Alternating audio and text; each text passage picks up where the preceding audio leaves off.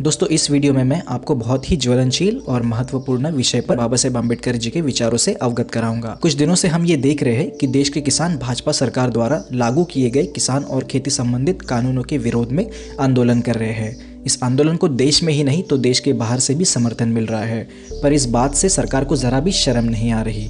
किसानों की समस्या ये कोई कल परसों की बात नहीं है, ये तब भी थी जब देश में ब्रिटिशों का शासन था और आज भी है जब बताया जाता है कि भारत आज़ाद हो चुका है। बीजेपी देश के हर उद्योग को कॉरपोरेट को बेच देना चाहती है। जानकारों का कहना है कि नए किसान कानूनों के माध्यम से बीजेपी खेती पर भी कॉरपोरेट घरानों का कब्जा करवाना चाहती है। दोस्तों इस चैनल के माध्यम से मैं बाबा साहेब अम्बेडकर जी के उन विचारों को आप लोगों तक पहुंचाना चाहता हूं जो अब तक अनसुने या अनकहे रहे, या हमारे लोगों को वो जानकारी कहाँ उपलब्ध है ये पता नहीं है।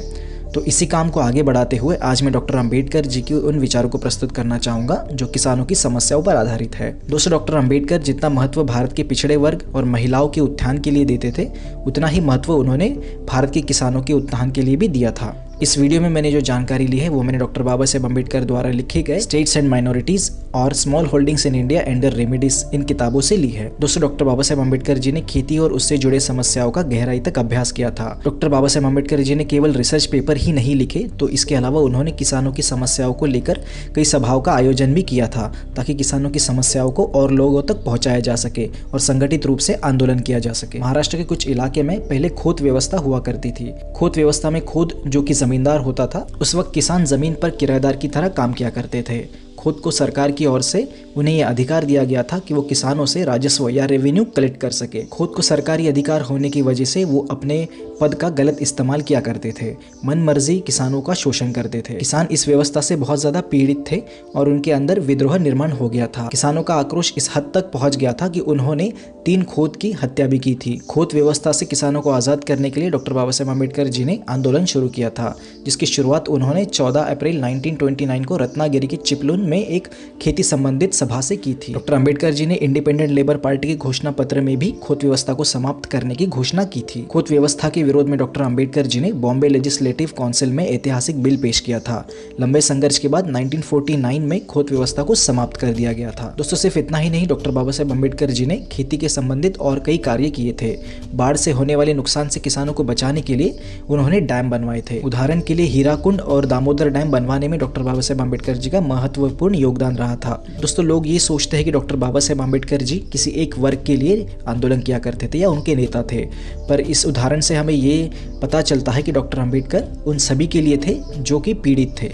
दोस्तों अब जानते हैं कि भारत की खेती व्यवस्था में सुधार लाने के लिए बाबा साहब जी ने क्या सुझाव दिए थे। दोस्तों डॉक्टर बाबा साहेब अम्बेडकर जी जमीन के टुकड़े करने के पक्षधर नहीं थे। खेती के लिए जमीन जितनी कम होगी उससे उत्पादन भी उतना कम होगा। कम उत्पादन की वजह से किसानों की आर्थिक समस्याओं का समाधान नहीं होगा और उन पर आर्थिक दबाव बढ़ेगा। डॉक्टर बाबा साहेब अम्बेडकर जी का कहना था कि जमीन के छोटे टुकड़े यह भारत के राष्ट्रीय उद्योग की सबसे बड़ी चिंता का विषय है। डॉक्टर बाबा साहेब अम्बेडकर सामूहिक खेती के पक्षधर थे। डॉक्टर बाबा साहेब अम्बेडकर जी का कहना था कि जमीन के टुकड़ों को जोड़कर सामूहिक खेती को अपनाने से समस्या का हल हो सकता है, पर केवल जमीन के टुकड़ों को जोड़ने से फायदा नहीं होगा, तो खेती में निवेश भी बढ़ाना होगा। दोस्तों आगे बाबा साहब कहते हैं कि खेती को केवल पेट भरने के साधन की तरह ना देखा जाए।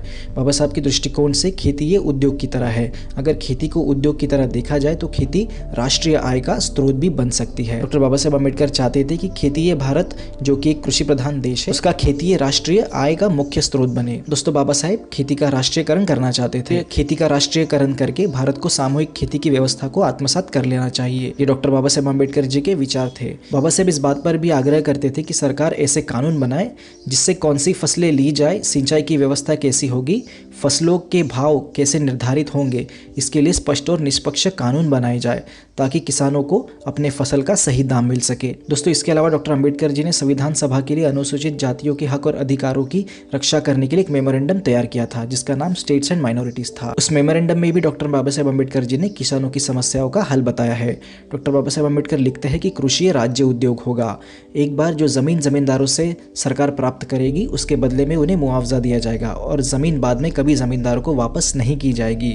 आगे डॉक्टर अंबेडकर जी लिखते हैं कि जो जमीन ली जाएगी उन्हें मानक आकार में विभाजित कर गांव के निवासियों को कुछ शर्त के आधार पर बांटी जाएगी। शर्त ये होगी कि खेती ये सामूहिक खेती के तौर पर ही की जाएगी। खेती सरकार द्वारा जारी किए गए नियम और निर्देशों के अनुसार ही की जाएगी। जमीन गांव के लोगों में बिना जाति भेद या धर्म भेद के बांटी जाएगी, ताकि कोई जमींदार ना रहे और ना ही कोई भूमिहीन रहे। राज्य सामूहिक खेती के लिए आर्थिक सहायता करेगा, जैसे पानी और बीज इत्यादि। आर्थिक सहायता करने की जिम्मेदारी राज्य के कंधों पर होगी। जब तक किसी उद्योग में राज्य शामिल नहीं होगा तब तक वो उद्योग उन्नति नहीं कर पाएगा। दोस्तों, डॉक्टर अंबेडकर जी इस मेमोरेंडम में ये भी लिखते हैं कि इन सभी प्रस्तावों को सरकार जल्द से जल्द लागू भी करे। तो दोस्तों, इस तरह से डॉक्टर अंबेडकर जी ने किसानों की समस्याओं को संबोधित किया था। अगर इन प्रस्तावों को तत्कालीन सरकार आत्मसात कर ले तो किसानों की सारी समस्याओं का हल हो जाता। ना ही किसानों पर आत्महत्या करने की नौबत आती और ना आंदोलन करने की। मौजूदा सरकार भी किसानों की किसी प्रकार की समस्याओं का समाधान करने के पक्ष में नहीं नजर आती। दोस्तों, क्या आप डॉक्टर अंबेडकर जी के बताए सुझाव से सहमत है?